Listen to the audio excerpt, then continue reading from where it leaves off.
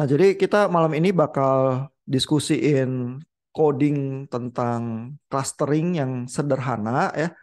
Eh, itu eh, coding Python-nya nanti kita diskusikan. Saya sengaja buat coding yang cukup simple pokoknya sehingga Bapak-bapak bisa lihat permainan clustering ya pakai data rekaan yang dibuat, tapi data random yang dibuat itu dibuatnya pakai coding Python juga ya.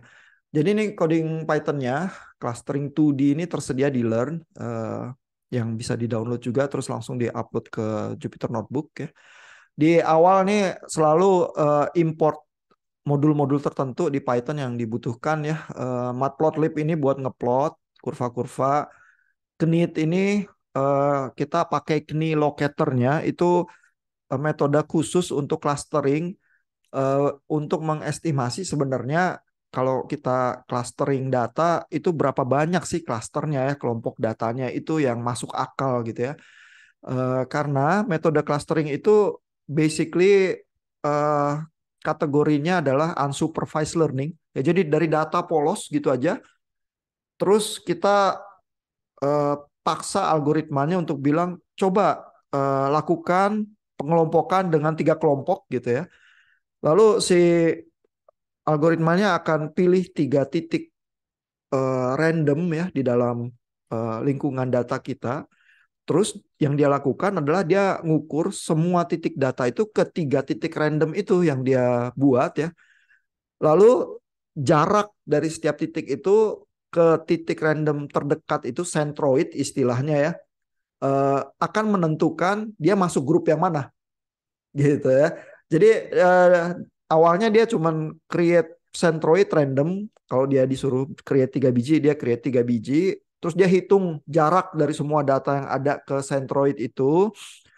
Lalu jarak yang paling dekat itu adalah centroidnya dia, ya, sehingga dia tergrup menjadi kelompok tertentu yang dekat dengan centroidnya itu. Nah, lalu pada iterasi berikutnya, setiap awan data itu, ya nanti ini misalnya seperti ini ya, ada awan data random, terus kalau algoritma Python-nya disuruh buat centroid, dia buat misalnya 3 titik random gitu ya. Nah, nanti 3 data random ini terasosiasi pada 3 titik tertentu ya. Nah, misalnya kayak gini ya, ini titiknya saya warnain merah ya di bawah sini. Lalu kan tapi setiap data ini begitu masuk ke dalam satu kelompok ya, dia punya pusat massa tersendiri ya. Jadi waktu di awal belum ada pengelompokannya, begitu dia iterasi pertama ada pengelompokan, eh, 3 awan katakanlah begitu. Lalu ketiga awan, di dalam satu awan itu kalau kita hitung pusat massanya mungkin tidak sama dengan sentroid awal yang dibuat random itu. Mungkin bergeser sedikit gitu ya. Nah, begitu ada sentroid yang baru dari iterasi yang pertama, nanti semua titik dihitung lagi jaraknya ke sentroid yang baru itu ya. Jadi sentroidnya bisa geser. Terus gara-gara sentroid yang geser itu nanti pengelompokannya jadi berubah, lalu pengelompokan yang baru itu dihitung lagi sentroid barunya, begitu seterusnya. Diiterasi berkali-kali sampai lama-lama sentroidnya itu stabil. Ya karena titik datanya memang punya konstruksi tertentu begitu ya. Nah, kurang lebih gitu. Lalu menghitung jaraknya ya. Menghitung jaraknya itu pakai apa? Metode koordinat biasa aja ya. Jadi ini ya, coba saya tunjukkan. Kalau Bapak buka buku ini ya, buku Data Science for Business dari Foster itu ya, eh, chapter tentang clustering itu ada di chapter 6 ya, Similarity, Neighbors, and Clusters ya. Jadi ide-ide tentang metode-metode clustering ini dibahas di chapter 6 ini ya. Lalu di sini itu ada subchapter tentang kemiripan dan distance ya. Jadi titik data itu dianggap mirip kalau jaraknya dianggap dekat gitu ya. Dan jarak itu apa? Jarak itu biasanya dipakai itu Euclidean distance. Euclidean distance-nya paling sederhana sih. Jadi kalau saya punya titik XY di titik A dan XY di titik B ya, maka distance itu seperti kita tahu kalau kita ngitung jarak di koordinat ya adalah X B kurang XA kuadrat ditambah YB kurang YA kuadrat terus diakar gitu ya. Nah, tentu ini adalah Euclidean distance dua dimensi ya. Tapi kalau data kita tiga dimensi ya kita tinggal menghitung titik Euclidean distance tiga dimensi itu ya. Jadi ada X, Y, Z ya, sehingga X kurang X kuadrat ditambah Y kurang Y kuadrat tambah Z1 kurang Z2 kuadrat terus diakar gitu ya. Kita dapat tuh jarak tapi tiga dimensi gitu ya. Sehingga kita bisa juga melakukan clustering itu nggak cuma dua dimensi tapi tiga dimensi ya. Nah, kita balik lagi ke codingannya ya untuk lihat. Jadi di atas ini impor-impor eh, apa modul-modul yang dipakai ya. Terus modul utama yang dipakai buat Cummins clusteringnya ini diimpor dari scikit-learn. Ini ya sklearn ini banyak berisi metode-metode yang siap pakai ya untuk machine learning ya. Yang pertama kita import ini MacBlobs ya. MacBlobs ini fungsi untuk membuat XY yang random ya. Tapi XY randomnya ini jadi kalau misalnya fungsi yang sekarang ini kita pakai ya, misalnya membuat 300 titik random dengan 3 center dan cloud itu punya lebar eh, standar deviationnya ini sama dengan 2 ya. Kalau random state ini buat random generatornya aja sih. Ya misalnya kalau ini saya running ya, maka saya dapat 3 cluster titik ini ya, yang awannya ketebalannya 2 ya. Kalau saya rubah ini ya, standar deviationnya jadi 3 ya, maka awan datanya itu jadi lebih besar nih. Kalau saya run lagi, nah ini kelihatan awannya itu lebih lebih besar dia diameternya. Jadi maksudnya si algoritma blobsnya itu membuat titik tapi titik randomnya itu punya variasi jarak yang lebih besar itu standard deviation itu maksudnya itu ya. Kalau saya buat besar banget ya, misalnya standard deviationnya berapa 20 gitu ya, maka kita akan lihat awannya itu tersebarnya luas dan terus agak menyatu ya antara apa titik-titik yang kuning, yang biru muda sama yang biru tua gitu ya karena awannya nih luas ya terus saling overlap gitu ya. Karena dia membuat 3 center tapi 3 centernya ada di dalam lingkup koordinat x-nya. Terus ketiga awan itu yang berisi 300 titik itu punya jarak standar deviation tertentu ya sebaran tertentu dari ketiga senternya. Ini ketiga senternya mungkin agak berhimpit di tengah sini sih gitu ya.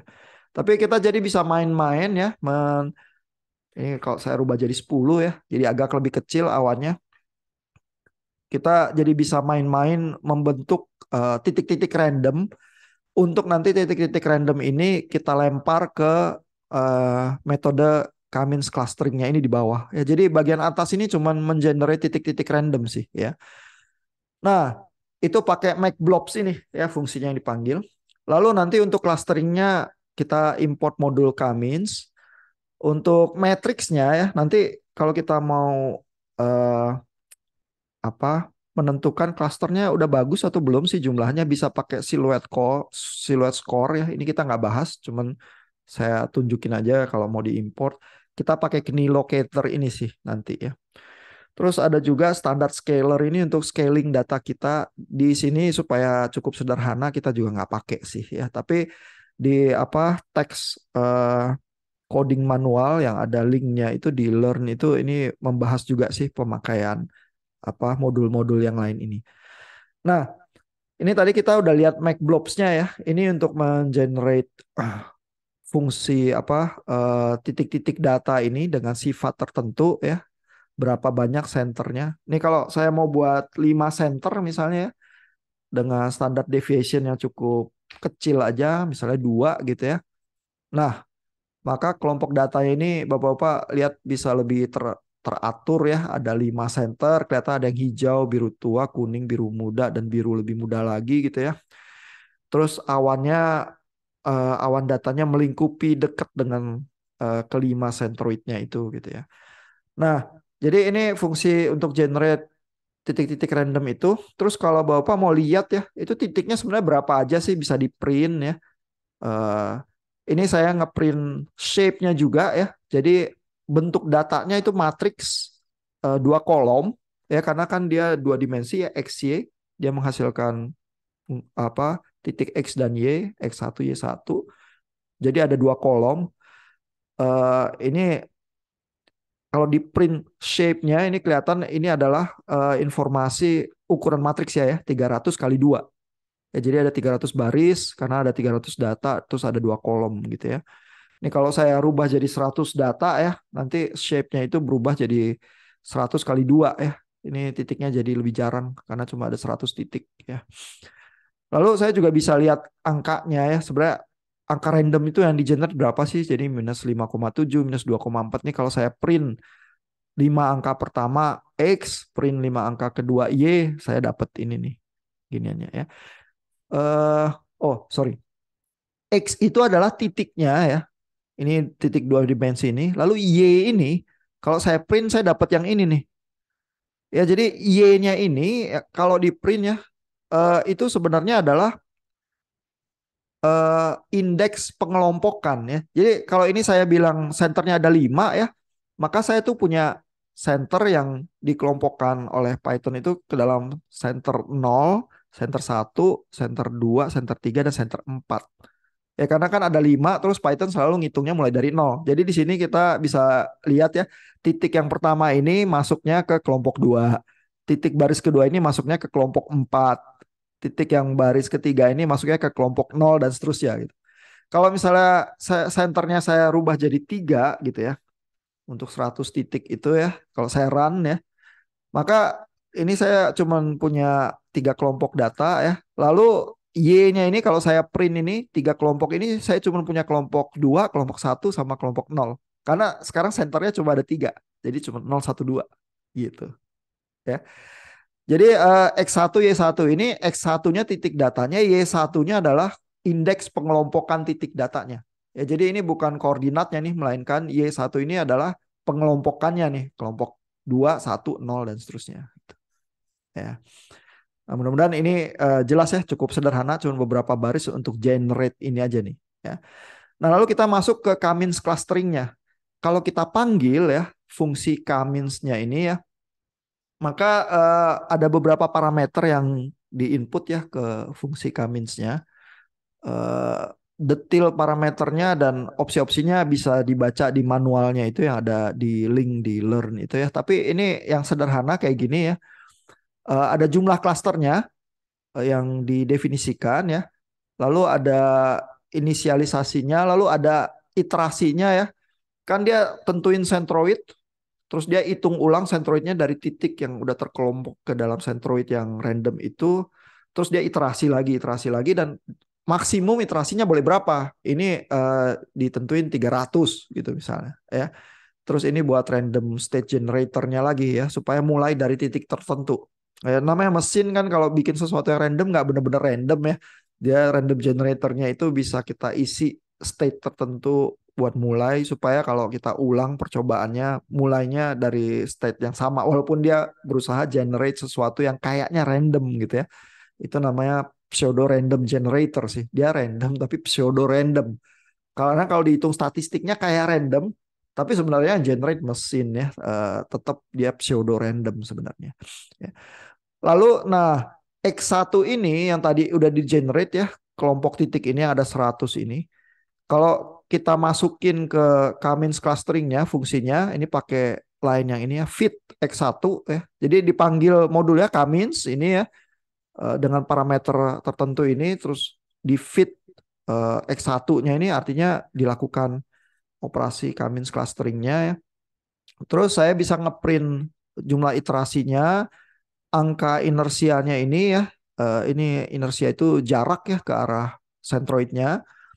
Lalu ini X2 ini K-means cluster centernya nih. Center apa ada berapa kelompok ini ya, X2-nya itu. Ya, jadi kalau di print dapat ini kelompok 1, 1, 0, 2, 1. Ya karena dia minta 3 klaster sih ya. Coba ini saya jalanin ya. Nah, jadi kalau dijalanin ya dari 100 titik yang di generate di atas ini, maka begitu dimasukin ke K-means clusteringnya kelihatan centroidnya itu yang diwarnain merah. Lalu titik-titik ini terkumpul di centroidnya ya. Nah, ini untuk ngeplot apa titik data yang udah kena clustering itu pakai eh, ini ya, pakai line yang ini. Yang atas itu untuk ngeplot centroidnya ya. Jadi ini X2 adalah centroidnya itu ya, kelompoknya 2 0 1 0 dan seterusnya. Ini pakai marker diamond. Jadi yang warna merah ini terus colornya red ya, makanya warnanya muncul merah. Terus size-nya digedein ya, size-nya 100. Edge colornya tepian dari diamondnya itu ini Kak, ini black nih, hitam ya. Karena kalau ditulis B itu jadi blue gitu ya. Jadi ini ada coloringnya, itu ada codingnya di Python, bisa dibaca juga sih di manual-manual yang tersedia di internet ya. Kalau mau ngerubah warna-warna sendiri ya. Lalu X1 itu titiknya ya, karena kan ini yang di fit ini dikenakan clustering kan X1-nya. Ini titik-titik yang diwarnai colornya itu ya. Kalau ini tadi colornya red yang untuk centroidnya, ini colornya Y2 nih. Padahal Y2 ini adalah labelnya ya. Y2 ini pengelompokannya ini 2 0 1 0 2 ya. Jadi dengan demikian titik-titik ini yang terkait dengan centroid merah yang ini diwarnai dengan Y2 ini, yang misalnya kalau dia kelompok 2 dia satu warna ya. Kalau dia kelompok 1 dia satu warna. Terus kalau dia kelompok 0 dia satu warna lagi tersendiri. Gitu ya. Jadi habis dikelompokin eh, dia dikasih warna yang berbeda. Caranya colornya ini dikenakan label dari apa grup yang terbentuk ini. Ya. Jadi misalnya kalau di atas ini sebenarnya ada 3 klaster saja ya. Saya bisa Cummins clusteringnya saya paksa untuk membentuk 5 klaster misalnya ya. Saya bilang pokoknya data itu yang 100 titik itu saya maunya jadi 5 kelompok gitu ya. Bisa ini. Terus saya running ya misalnya ya. Kalau saya running, nah ini dapat 5 kelompok. Tapi 5 kelompoknya kelihatan memang agak maksa ya. Jadi yang di sini ini terjadi ini ada 2 kelompok gitu ya, yang biru muda sama biru tua. Di sini ada yang biru dan kuning, terus di sini satu kelompok sendiri hijau ya. Nah, bagaimana kalau ininya coba kita cek ya, kita banyakin ya, misalnya 300, terus senternya kita buat ada 5 ya, terus kita buat eh diameter awannya itu agak gede ya, misalnya 4 ya. Nah, kita running lagi. Jadi ini datanya. Nah, ini ya, lebih padat. Ada 300 titik. Terus sebenarnya ada di awalnya dibentuknya 5 klaster itu ya. Karena kelihatan ada yang hijau, birunya ada 3 macam, terus ada yang kuning ya. Nah, terus kita paksa masukin ke clustering. Kita maunya pokoknya dari data yang itu jadinya 3 klaster aja. Nah, itu bisa ya. Kalau kita running nih di bawah ini jadinya 3 klaster besar nih. Dari awan data yang ini ya, sebenarnya waktu di generate 5 klaster, tapi karena masukin ke Cummins clustering kita paksa pokoknya cuma ada 3 awan aja, dia dia belah tuh awannya ini ya menjadi eh, 3 kelompok begitu ya. Jadi dengan demikian ya, metode clustering ini cukup sederhana ya untuk kalau kita punya titik data prok gitu ya, katakanlah 2 dimensi ya. Eh, Terus kita bisa dengan mudah ya memakai Python dan machine learning itu ya, pakai Cummins clustering untuk melihat struktur tertentu di dalam data kita ya. Apakah data kita itu ada kedekatan-kedekatan tertentu begitu aja ya. Dan kalau kedekatan jarak itu sebenarnya kemiripan ya, itu konsepnya similarity gitu ya. Terus kalau data yang mirip itu katakanlah ternyata ditemukan ada 3 kelompok ya. Nah, berarti kita bisa mikir strategi tertentu nih. Oh, ternyata kalau itu data customer ya misalnya, oh ternyata saya punya 3 kelompok customer ya. Nah, kalau saya mau ngiklan, lebih baik saya mentargetkan ngiklan ke kelompok yang mana yang paling efektif, karena uang iklan saya terbatas gitu ya. Kalau mau ideal saya ngiklan ke semua orang aja gitu ya. Tapi kan katakanlah uang saya terbatas. Berarti kelompok customer mana nih yang saya jadikan sasaran iklan secara target lebih fokus ke sana gitu, karena itu yang lebih menjanjikan gitu misalnya ya. Nah, dengan metode clustering kayak gitu kita tuh dengan cepat bisa dapat pengelompokan-pengelompokan itu tanpa pengetahuan apa-apa. Jadi pokoknya data polos masukin ke apa metode clustering, terus kita langsung dapat kelompok-kelompok itu yang kita bisa pikir ya. Oh, kelompok itu sifatnya seperti ini, maka kita bisa ada strategi bisnis tertentu ya. Atau kalau dalam rangka COVID ya, begitu Bapak-Bapak lihat parameter tertentu ya, jumlah kasus, vaksinasi, jumlah kematian, atau apapun parameter yang banyak itu ya dari data COVID itu, terus kita bisa merancang kebijakan mungkin ya, kapan lockdown itu jadi penting gitu misalnya. Apakah vaksinasi kita kurang ya? Atau kalau Bapak-Bapak bandingin negara gitu ya. Oh, ada negara tertentu yang vaksinasinya payah, lockdownnya aja yang kenceng gitu ya. Terus gimana terhadap angka kasusnya, efeknya ya. Negara mana yang kita mau tiru gitu ya dari data yang ada dan seterusnya. Jadi dengan melakukan clustering itu kita bisa punya kelompok-kelompok, kita bisa melakukan interpretasi, terus kita bisa susun strategi gitu ya. Nah, jadi ini tools yang cukup sederhana tapi cukup powerful ya sebenarnya untuk mulai apa mendekati data dengan lebih strategis begitu ya. Nah, kita coba lihat ya papernya Gary Chandra itu yang tersedia di Learn ya. Gimana cara aplikasi metode clustering ini kalau misalnya datanya data e-commerce ya. Ini kita lihat papernya ini dipresentasikan di ini ya, seminar nasional di FAS waktu itu di UPH tahun 2019. Judulnya Implementasi Analisis Cluster untuk Segmentasi Pelanggan dalam E-commerce dengan Machine Learning. Ya, jadi datanya diambil dari internet, tapi yang dilakukan adalah dia melakukan clustering itu ya, dan clusteringnya 3 dimensi ya. Jadi ini cukup umum dilakukan terhadap customer ya. Dalam hal ini juga e-commerce ya, yaitu analisisnya yang disebut dengan RFM. RFM itu R itu recency ya, kapan terakhir belanja ya. Lalu F itu frekuensi ya, seberapa sering dia belanja gitu ya. Lalu M itu monetary. Eh, Sekali belanja basketnya harganya berapa gitu ya, seberapa besar uang yang dia spend sekali belanja ya. Jadi ini tipikal banget apa parameter yang umum ya untuk customer ya, baik sebenarnya toko tradisional maupun e-commerce bisa ada data ini sih kalau dikumpulin ya. Jadi makanya juga apa toko-toko tradisional kadang-kadang mulai minta ya, dicatat ya nomor teleponnya ya Pak ya kalau belanja gitu. Terus kalau kita tanya, oh buat apa ini? Ah nggak apa-apa, dicatat aja. Itu saya agak enggan ngasih ya biasanya data saya karena nanti saya diiklanin paling dikit ya. Agak males saya kalau dikirimin iklan-iklan yang saya nggak butuh gitu ya, menu-menuhin jalur komunikasi saya yang udah padat gitu ya. Nah tapi toko-toko yang tradisional mulai gitu tuh. Kalau belanja apa aja, belanja sabun, belanja apa, eh nanti minta didata ya. Atau kalau cara yang lebih halus biasanya ini, udah punya membernya belum Pak? Gitu ya. Terus apa untungnya dapat member? Ya ada poin sih gitu ya. Jadi dikasih diskon belum tentu. Kalau poin kan gampang ya. Itu kan angka doang ya dikasih ya berapa poin. Nanti udah 1.000 poin diskonnya cuma Rp100 atau apa. Bisa aja ya. Nah tapi begitu mau buat member. Oh ini ya membernya berapa biayanya? Ada yang matok biaya ya. Kalau dia mau ngasih diskon. Ada yang oh gratis kok Pak membernya gitu. Tapi minta datanya ya Pak gitu.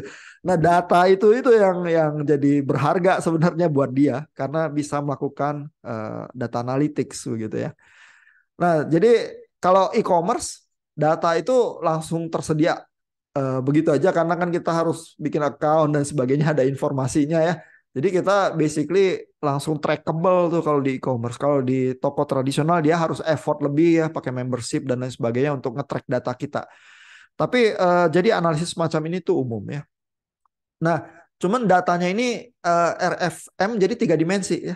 Yang tadi kita lihat Cummins clustering sederhana itu 2 dimensi aja datanya ya, cuma 2 kolom, ini 3 dimensi ya. Sehingga kalau misalnya di plot ya, angkanya bukan kayak awan yang sederhana gitu, tapi kalau kita visualisasi pakai Python 3 dimensi ini ya. Jadi ada sumbu frekuensi, ada sumbu recency dan sumbu monetary. Terus kita lihat titik-titiknya tersebar di apa ruangan 3 dimensi ini ya. Dan si Gary itu membuat klasternya ada 4 buah ya, sehingga kita lihat 4 warna juga nih dari titik-titik data ini ya. Ini yang agak kemerahan, terus agak hijau, kuning dan biru gitu ya, ada 4 klaster. Nah, terus kita bisa lihat dari data ini kita bisa melakukan strategi apa gitu ya. Kalau kita lihat frekuensinya, ini katanya si Gary ya, frekuensinya mirip-mirip. Nggak terlalu banyak beda ya, 1,0, 1,1 gitu ya. Berarti yang membuat perbedaan dari yang cukup signifikannya terhadap pola data kita adalah monetary sama recency. Ya, sehingga kalau kita buat strategi, mestinya pakai monetary dan recency ini yang cukup beragam ini. Bisa dijadikan acuan untuk melakukan interpretasi dan strategi. Ya. Nah, lalu kita lihat berarti monetary dan recency-nya ya. Cluster satu ya. Cluster satu ini maksudnya yang kelompok nol nih. Karena Python ngitungnya angkanya mulai dari nol ya. Jadi ada 4 cluster, yaitu clusternya namanya cluster 0, 1, 2, 3 gitu ya. Nah, cluster satu yang paling atas itu monetary dan recensinya yang paling buruk ya. Karena angka recensinya ini besar ya, 400-an, berarti dia udah lama banget nggak belanja gitu ya. Recensinya kalau besar artinya belanja terakhir udah lama. Lalu monetarinya sekali belanja jarang ya. Ini mungkin kayak saya kalau di e-commerce nih belanjanya jarang, terus udah gitu udah lama lagi gitu ya. Terus belanjanya sedikit lagi gitu ya. Cuman beli masker doang atau apa gitu ya. Nah, ini kelompok yang terburuk ya, disebut oleh Gary. Lalu klaster satu ini artinya kontribusinya kecil ya. Kalau kita ngiklan ke klaster satu rugi ya, buang-buang uang gitu ya. Lalu gimana dengan klaster yang lain ya? Klaster 2 nilai recensinya terbaik nih. Klaster 2 kelihatan angkanya yang paling kecil ya 158, yang lain agak gede ya. Jadi ini terakhir belanja nih. Jangan-jangan kalau terakhir belanja diiklanin dia inget lagi gitu ya, terus belanja lagi gitu misalnya. Karena mungkin seneng ya barusan belanja gitu ya. Jadi klaster 2 recensinya yang paling baik nih. Tapi monetarinya rendah ya. Monetarinya itu ya 100-an mirip sama klaster satu ya. Nah, monetary yang klaster 2 ini lebih gede. Recensinya agak lebih buruk ya. Lalu recensi yang ketiga terburuk ini klaster 4 ya. Tapi monetarinya gede banget. Ya, jadi dia beli barang-barang mahal tuh. Ya, walaupun sih udah agak lama juga nggak belanja ya. Tapi nggak seburuk klaster satu. Ya. Nah, jadi kalau mau ngiklan, ngiklanin yang mana tuh? Kalau lihat kayak gini, menurut Bapak, klasternya ini 1, 2, 3 atau 4? Ya, tergantung tokonya ya, Pak. Tergantung tokonya ya. Ya, kita nggak bisa tahu ini data polos. Pokoknya data kita kayak gitu gitu. Katakanlah kalau tokonya ya kayak Topet jual segala macem lah gitu karena dia agregator ya. Ngiklan ke yang mana? Kayaknya sih yang kedua ya, Pak. Yang kedua berarti yang ini ya, klaster satu ya. Iya Pak, itu. Kenapa Pak? Hmm, Kayaknya biar paling sering itu sih Pak. Oh, recency ini baru belakangan ini ya. Tapi kalau frekuensi Iya. mirip-mirip sama yang lain. Kalau sering itu Oh, frekuensi. Ya, jadi ini tuh datanya monetary sama recency. Dia paling eh, belum gitu lama belanjanya. Yang ini, yang cluster 2 ini. Coba kita lihat analisisnya Gary ya. Gary tuh bilang juga karena itu papernya tugasnya itu ya. Ini cluster 4 memiliki nilai tertinggi itu tadi yang belajarnya gede banget ya, tapi nilai resensinya posisi ketiga. Oleh karena itu cluster 4 dapat diinterpretasikan sebagai kelompok pelanggan big spenders dan juga pelanggan yang hampir hilang ya, karena resensinya ketiga hampir hilang tapi big spenders. Dari semua klaster yang terbentuk, klaster 3 dapat diinterpretasikan sebagai kelompok pelanggan yang menjadi target utama pemasaran. Jadi Gary itu pilih klaster ketiga nih ini. Ya, spendingnya menengah ya. Ini yang big spenders, tapi hampir hilang. Nah, kalau big spenders hampir hilang ya, dia udah lama, cukup lama nggak belanja, kita iklanin, belum tentu juga belanja lagi. Ya, padahal kan kita harus bayar uang iklan itu. Ya, kalau yang ini nggak terlalu lama ya. Memang yang paling bagus recensinya ini, tapi ini nggak terlalu lama nih. Nah, kalau recensinya udah cukup deket, jangan-jangan dia kalau nggak diiklanin, dia belanja juga lagi.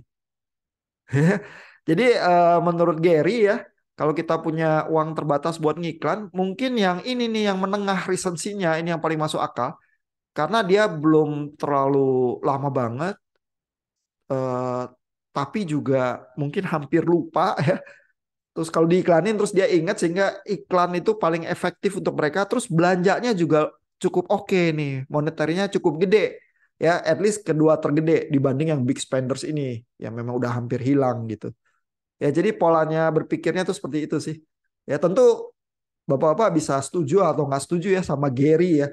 Tapi begitu kita lihat data clusteringnya, kita langsung bisa berpikir sih. Jadi kita ada bahan buat misalnya diskusi sama manajemen ya.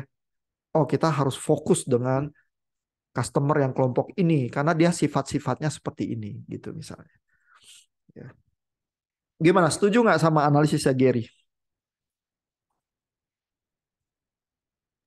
Saya setuju-setuju aja sih, Pak. Setuju-setuju aja ya. Nah, biasanya sih artinya habis dilakukan data analytics ya, terus kita melakukan iterasi itu sih. Kita cobain ya eh, customer dari cluster ketiga itu yang menurut Gary paling apa menjanjikan. Terus kita iklanin di dia ya. Terus kita lihat berapa banyak terus yang belanja lagi, berapa banyak peningkatannya ya dibanding cluster lain gitu misalnya. Nah, itu nanti kita bisa jadi ngukur sih kayak seberapa efektif sebenarnya iklan kita itu sih terhadap perilaku konsumen di klaster tertentu itu. Sehingga nanti setelah diterapin terus Gary bisa belajar lagi ya. Oh, ternyata salah ya klaster 3 itu ya. Ternyata model konsumen yang kayak gitu kalau diiklanin dia tambah males, dia ilfil malah gitu misalnya. Dia terus nggak mau belanja lagi gitu misalnya. Terus mungkin bisa dikasih ini ya metode lain ya. Gimana kalau dikasih kupon gitu misalnya ya, kupon diskon ya dan berapa banyak diskonnya gitu ya sampai itu jadi menarik buat customer di klaster tertentu dan sebagainya. Nah, jadi kalau kita main data analytics ya, kita tuh bisa belajar kelakuan customer itu secara live sih dan bisa melakukan strategi yang kita uji terus habis itu kita analisis lagi ya, terus kita bergerak lagi secara adaptif gitu. Terus menerus berusaha meningkatkan belanjaannya orang gitu ya misalnya. Dan percayalah semua e-commerce melakukan itu sih dengan ketersediaan data yang dia punya ya. Kalau customernya ternyata masukin data lebih banyak ya, misalnya alamat ya, misalnya apa lagi ya, eh, dia nasabah bank mana atau apa ya, itu nanti bisa jadi data tambahan tuh untuk di analytics ya. Bisa lebih mendetil lagi sebenarnya nanti ininya ya strategi yang dilakukan ya. Makanya saya juga cenderung kalau belanja di e-commerce data saya seminimal mungkin lah. Supaya kalau dia analytics nanti data saya terkubur di mana yang nggak jelas gitu. Karena agak ini juga ya, agak creepy juga sih kalau belanjaan kita diamati terus sama orang terus nanti kita jadi target iklan sana sini ya. Jadi dilemanya itu sih AI sama data analytics itu powerful ya, tapi menghantui kehidupan kita itu bikin kita lebih mudah atau bikin kita nggak nyaman ya. Kalau iklan itu sesuai ya, terus kita jadi lebih gampang menemukan produk-produk yang memang kita suka. Mungkin e-commerce-nya bisa argue bahwa oh layanan itu ya data analytics itu yang di belakang itu memudahkan customer saya kok. Ya itu layanan tambahan tuh yang si customer nggak tahu apa-apa aja saya sediakan gitu misalnya ya. Nah, bisa jadi sih semua e-commerce berpikir begitu sih. Tinggal di dunia yang semacam itu kita hidup sebagai individu itu mesti gimana ya hidupnya ya. Itu masing-masing punya pilihan. Nah, mungkin sampai di situ ada pertanyaan nggak buat ini soal clustering sederhana ini? Ini saya nggak ada. Ada komentar gitu? Oke nggak sih metode clustering atau kurang bagus nih? Pernah belajar nggak sebelumnya? Kayaknya belum sih, Pak. Oh iya. Gimana Pak? Bagus ya? Kayaknya agak ini ya, Pak ya. Straightforward banget sih. Kalau kayak apa ya ngomongnya. Bisa dibilang ada teknik lain gitu, Pak. Selain clustering ini. Iya, ini Atau termasuk gimana? teknik yang cukup sederhana ya. Justru kesederhanaannya itu sih salah satu yang memikat ya. Memang banyak yang lain kalau kalau buat e-commerce ya ada basket analisis atau apa gitu ya. Tapi idenya ya sebenarnya adalah kan kita menilai satu kemiripan data ya untuk melakukan pengelompokan ya. Clustering itu pengelompokan. Kalau klasifikasi itu mungkin lebih lebih keras lagi ya. Itu kayak memprediksi titik data itu nanti masuk ke kategori yang mana. Kalau clustering ini kan dia cenderung bebas ya. Titik datanya terserah aja. Terus mesin learningnya nggak usah diajarin pakai data-data sebelumnya. Pokoknya dia lihat data baru dia bereaksi aja ya, ngitung sentroidnya, ngitung jarak yang dimaknai sebagai kemiripan data gitu ya. Terus ya udah gitu. Terus kita langsung dapat pengelompokan. Kalau kita nggak suka dengan pengelompokannya, kita bisa apa fine tuning ya. Oh, 4 kelompok kayaknya masih kurang detail ya. Misalnya kayak analisis Gary itu ya.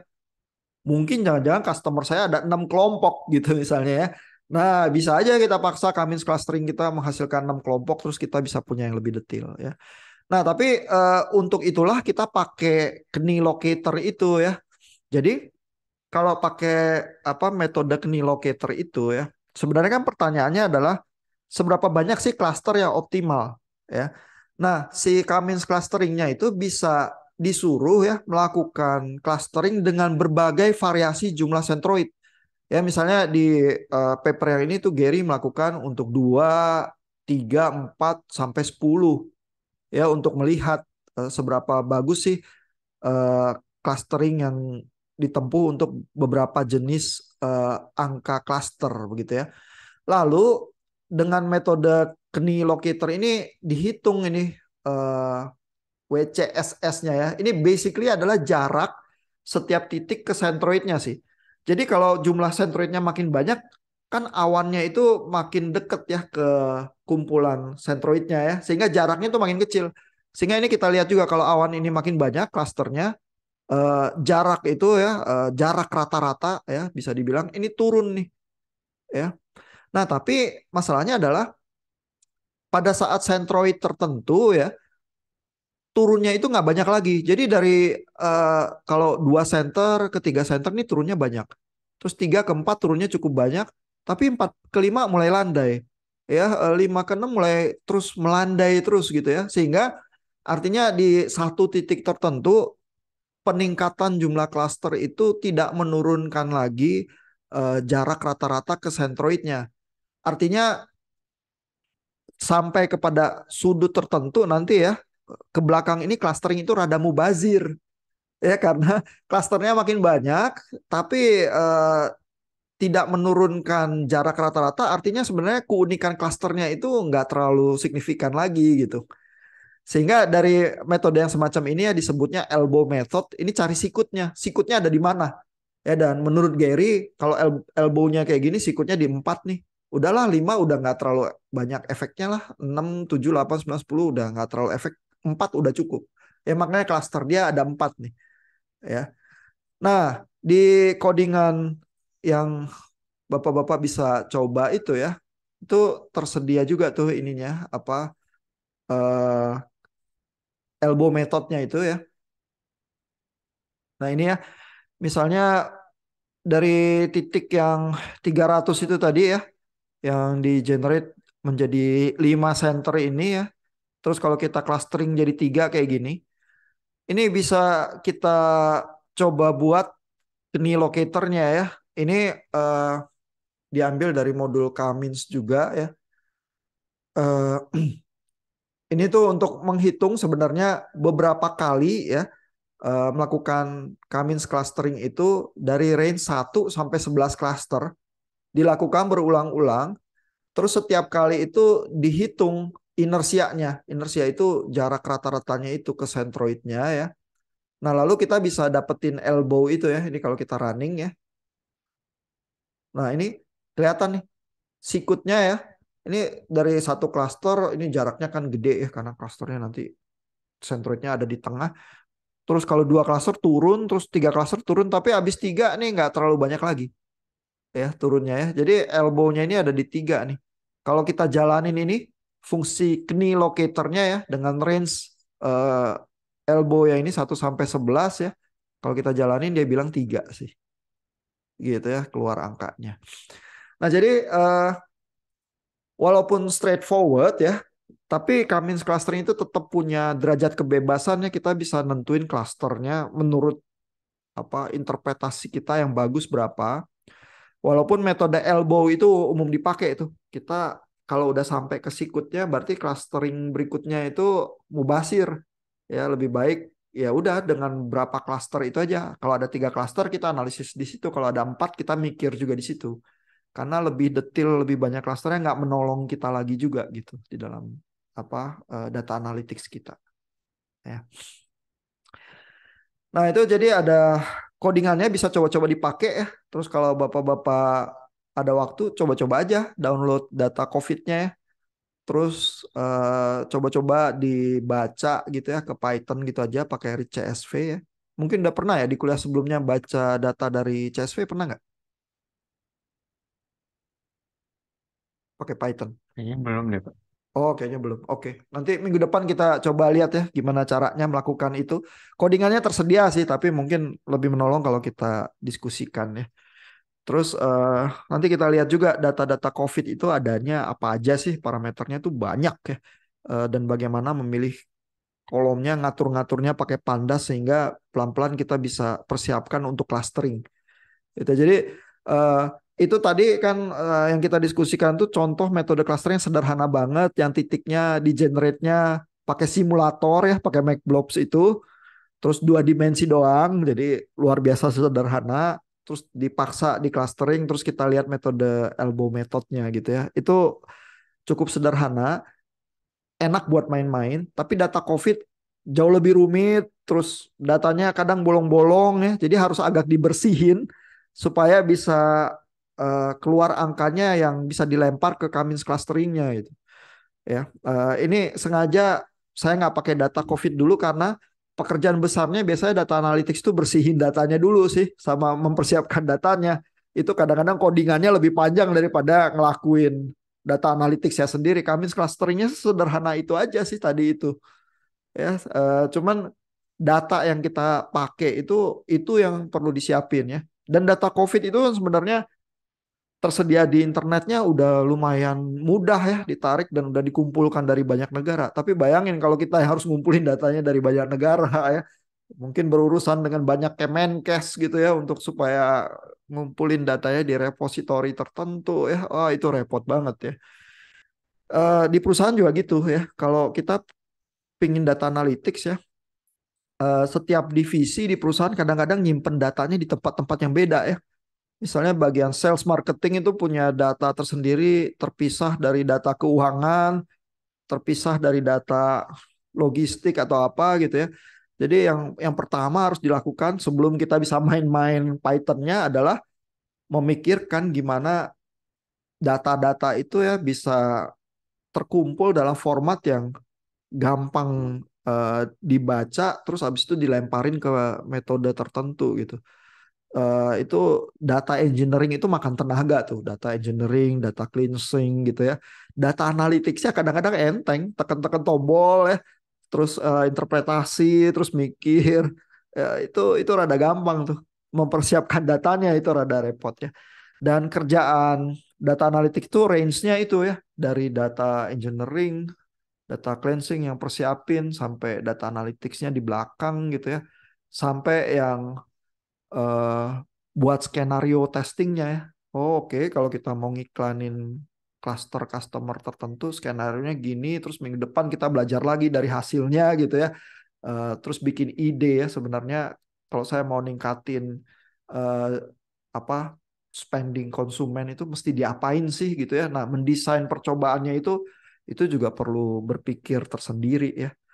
Jadi spektrum kerjanya cukup luas sih. Walaupun katakanlah ya AI akan merebut banyak pekerjaan manusia ya, tapi pekerjaan yang muncul itu juga bisa jauh lebih banyak mungkin ya. Tinggal yang mana yang lebih lebih parah ya. Berapa banyak pekerjaan yang hilang dibanding berapa banyak pekerjaan baru yang muncul dan menjadi ini ya bisa kita geluti gitu ya. Dan seberapa siap kita masuk ke job-job yang baru itu yang kadang-kadang perkuliahan di apa universitas itu mungkin kadang nggak terlalu mempersiapkan kita ya karena eh, belum tentu ya di apa di setiap prodi diajarin gimana caranya yang dari yang paling sederhana melakukan data analytics itu. Kadang-kadang harus belajar sendiri. Ya. Ya, jadi makanya di kuliah kita belajar juga caranya belajar sendiri itu ya. Jangan lupa nulis lecture notes-nya ya, dicicil 2 kali sebelum UTS ya. Siapa tahu setelah malam ini udah ada yang praktikal yang bisa ditulis di lecture notes-nya, dikumpulin aja, diposting di Learn ya. Iya, waktu kita kayaknya udah pas abis nih. Ada pertanyaan mungkin atau komentar terakhir sebelum kita pisah? Masih aman ya. Coba-coba ngoprek ya Pak ya. Nanti kalau ngoprek biasanya mungkin muncul banyak pertanyaan tuh. Nanti kalau kita ketemu lagi bisa didiskusikan kalau ada kesulitan ya. Oke, thank you Bapak. Selamat istirahat. Sampai ketemu lagi.